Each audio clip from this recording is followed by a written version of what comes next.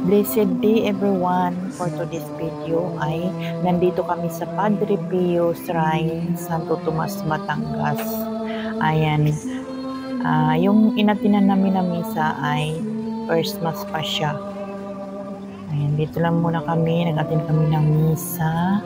Ayan, manalangin tayo sa lahat ng mga pangangailangan natin sa ating buhay. So, ayan siya. Kaysa ng Espiritu at ni Jesus na tagapamagitan. Amen. So, ayan guys. Amen, Lord. Ayan, si Padre Pio. Ito lang yung ginagawa natin. Kailangan natin mag-vlog din. So, ayan. Medyo maingay talaga guys. Kasi maraming tao. Tapos nag-misa. Ayan. Pagkatapos ng misa guys, ikot-ikot muna kami dito.